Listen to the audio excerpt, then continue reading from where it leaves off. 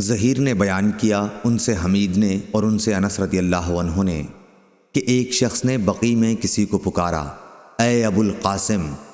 نبی کریم صلی اللہ علیہ وسلم نے اس کی طرف دیکھا تو اس شخص نے کہا کہ میں نے آپ کو نہیں پکارا، اس دوسرے آدمی کو پکارا تھا۔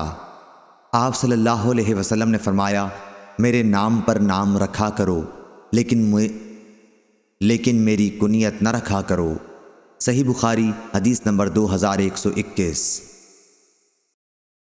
ابو ہریرہ دوسی رضی اللہ عنہ نے بیان کیا کہ رسول اللہ صلی اللہ علیہ وسلم دن کے ایک حصے میں تشریف لے چلے، نہ آپ نے مجھ سے کوئی بات کی اور نہ میں نے آپ سے۔ اسی طرح آپ بنی قینقاع کے بازار میں آئے، پھر واپس ہوئے اور فاطمہ رضی اللہ عنہا کے گھر کے آنگن میں بیٹھ گئے اور فرمایا، وہ بچہ کہاں ہے؟ وہ بچہ کہاں ہے؟ فاطمہ رضی اللہ عنہا کسی مشغولیت کی وجہ سے فوراً آپ کی خدمت میں حاضر نہ ہو سکیں۔ میں نے خیال کیا ممکن ہے حسن رضی اللہ عنہ کو کرتا وغیرہ پہنا رہی ہوں یا نہلا رہی ہوں۔ تھوڑی ہی دیر بعد حسن دوڑتے ہوئے آئے۔ آپ صلی اللہ علیہ وسلم نے ان کو سینے سے لگا لیا اور بوسہ لیا، پھر فرمایا، اے اللہ اسے محبوب رکھ اور اس شخص کو بھی محبوب رکھ جو اس سے محبت رکھے۔ سفیان نے کہا کہ عبید اللہ نے مجھے خبر دی، انہوں نے نافع بن جبیر کو دیکھا کہ انہوں نے وتر کی نماز صرف ایک ہی رکعت پڑھی تھی۔ صحیح بخاری حدیث نمبر 2122۔ موسیٰ بن عقبہ نے بیان کیا، ان سے نافع نے اور ان سے ابن عمر رضی اللہ عنہ نے کہ صحابہ رضی اللہ عنہم نبی کریم صلی اللہ علیہ وسلم کے زمانے میں غلہ قافلوں سے خریدتے تو آپ ان کے پاس کوئی آدمی بھیج کر وہیں پر جہاں انہوں نے غلہ خریدا ہوتا اس غلے کو بیچنے سے منع فرما دیتے اور اسے وہاں سے لا کر بیچنے کا حکم ہوتا جہاں عام طور پر غلہ بکتا تھا۔ صحیح بخاری حدیث نمبر 2123۔ ابن عمر رضی اللہ عنہ نے یہ بھی بیان کیا کہ نبی کریم صلی اللہ علیہ وسلم نے غلے کو پوری طرح اپنے قبضے میں کرنے سے پہلے اسے بیچنے سے منع فرمایا۔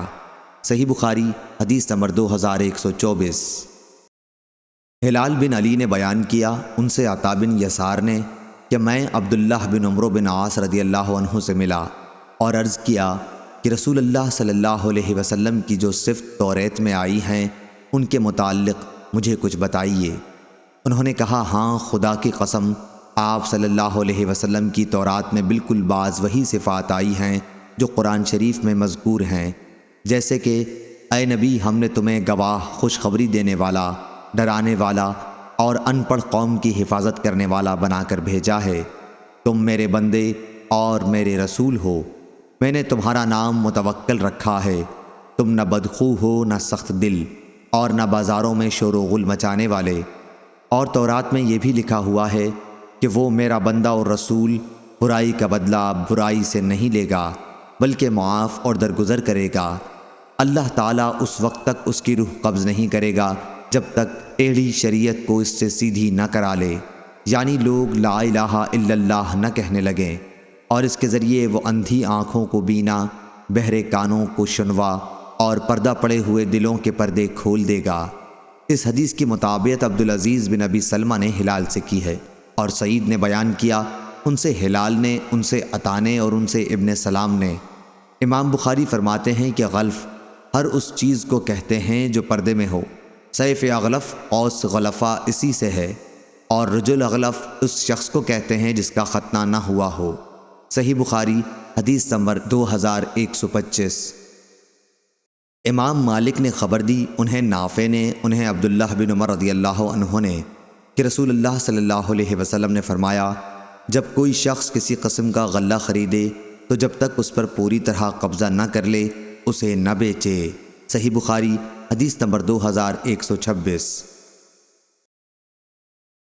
جابر رضی اللہ عنہ نے بیان کیا کہ جب عبداللہ بن عمرو بن حرام رضی اللہ عنہ میرے باپ شہید ہو گئے تو ان کے ذمے لوگوں کا کچھ قرض باقی تھا، اس لیے میں نے نبی کریم صلی اللہ علیہ وسلم کے ذریعے کوشش کی کہ قرض خواہ کچھ اپنے قرضوں میں معافی کر دیں۔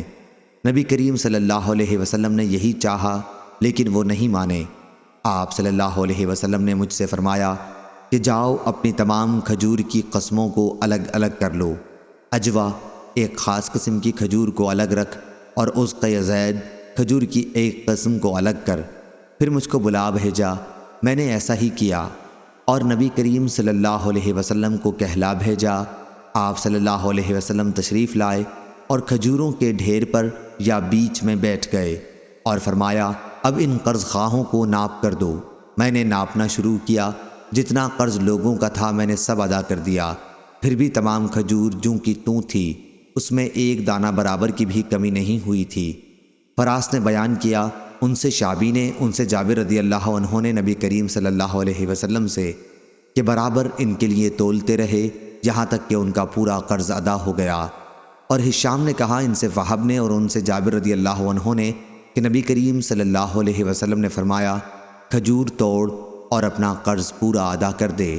صحیح بخاری حدیث نمبر 2127۔ مقدام بن معدی کرب رضی اللہ عنہ نے بیان کیا کہ نبی کریم صلی اللہ علیہ وسلم نے فرمایا، اپنے غلے کو ناپ لیا کرو، اس میں تمہیں برکت ہوگی۔ صحیح بخاری حدیث نمبر 2128۔ عمر بن یحییٰ نے بیان کیا، ان سے عباد بن تمیم انصاری نے اور ان سے عبداللہ بن زید رضی اللہ عنہ نے کہ نبی کریم صلی اللہ علیہ وسلم نے فرمایا، ابراہیم علیہ السلام نے مکے کو حرام قرار دیا اور اس کے لیے دعا فرمائی، میں بھی مدینے کو اسی طرح حرام قرار دیتا ہوں جس طرح ابراہیم علیہ السلام نے مکے کو حرام قرار دیا تھا، اور اس کے لیے اس کی مد اور سا غلہ ناپنے کے 2 پیمانے کی برکت کے لیے دعا کی تھی۔ صحیح بخاری حدیث نمبر 2129۔ امام مالک نے بیان کیا، ان سے اسحاق بن عبداللہ بن ابی طلحہ نے اور ان سے انس بن مالک رضی اللہ عنہ نے کہ رسول اللہ صلی اللہ علیہ وسلم نے فرمایا، اے اللہ مدینہ والوں کے پیمانوں میں برکت دے، اے اللہ انہیں ان کے سا اور مد میں برکت دے۔ آپ کی مراد اہل مدینہ تھے۔ صحیح بخاری حدیث نمبر 2130۔ ولید بن مسلم نے خبر دی، انہیں اوزائی نے، انہیں ظاہری نے، انہیں سالم نے اور ان سے ان کے باپ نے بیان کیا کہ میں نے رسول اللہ صلی اللہ علیہ وسلم کے زمانے میں ان لوگوں کو دیکھا جو اناج کے ڈھیر بغیر تولے ہوئے محض اندازہ کر کے خرید لیتے، ان کو مار پڑتی تھی اس لیے کہ جب تک اپنے گھر نہ لے جائیں نہ بیچیں۔ صحیح بخاری حدیث نمبر 2131۔ وہیب نے بیان کیا، ان سے ابن طاؤس نے، ان سے ان کے باپ نے، ان سے ابن عباس رضی اللہ عنہ نے کہ نبی کریم صلی اللہ علیہ وسلم نے غلے پر پوری طرح قبضے سے پہلے اسے بیچنے سے منع فرمایا۔ طاؤس نے کہا کہ میں نے ابن عباس رضی اللہ عنہ سے پوچھا کہ ایسا کیوں ہے؟ تو انہوں نے فرمایا کہ یہ تو روپے کا روپوں کے بدلے بیچنا ہوا، جبکہ ابھی غلہ تو میعاد ہی پر دیا جائے گا۔ صحیح بخاری حدیث نمبر 2132۔ عبداللہ بن دینار نے بیان کیا کہ میں نے حضرت عبداللہ بن عمر رضی اللہ عنہ کو یہ کہتے سنا کہ نبی کریم صلی اللہ علیہ وسلم نے فرمایا، جو شخص بھی کوئی غلہ خریدے تو اس پر قبضہ کرنے سے پہلے اسے نہ بیچے۔ صحیح بخاری حدیث نمبر 2133۔ سفیان نے بیان کیا کہ عمر بن دینار ان سے بیان کرتے تھے اور ان سے ظاہری نے، ان سے مالک بن اوس نے کہ انہوں نے پوچھا، آپ لوگوں میں سے کوئی بیع صرف یعنی دینار، درہم، اشرفی وغیرہ بدلنے کا کام کرتا ہے؟ طلحہ نے کہا کہ میں کرتا ہوں، لیکن اس وقت کر سکوں گا جب کہ ہمارا خزانچی غابہ سے آ جائے گا۔ سفیان نے بیان کیا کہ ظاہری سے ہم نے اسی طرح حدیث یاد کی تھی، اس میں کوئی زیادتی نہیں تھی۔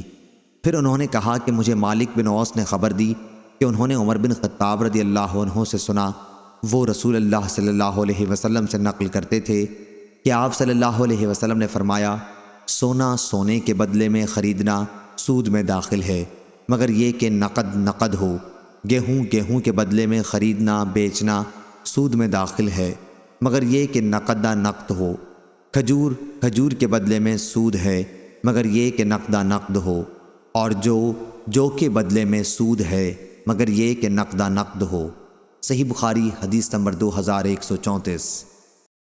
سفیان نے بیان کیا، کہا جو کچھ ہم نے عمر بن دینار سے سن کر یاد رکھا ہے وہ یہ ہے کہ انہوں نے طاؤس سے سنا، وہ کہتے تھے کہ میں نے ابن عباس رضی اللہ عنہ کو یہ فرماتے سنا تھا کہ نبی کریم صلی اللہ علیہ وسلم نے جس چیز سے منع فرمایا تھا وہ اس غلے کی بیع تھی جس پر ابھی قبضہ نہ کیا گیا ہو۔ ابن عباس رضی اللہ عنہ نے فرمایا، میں تو تمام چیزوں کو اسی کے حکم میں سمجھتا ہوں، یعنی کہ کوئی بھی چیز جب خریدی جائے تو قبضہ کرنے سے پہلے اسے نہ بیچا جائے۔ صحیح بخاری حدیث نمبر 2135۔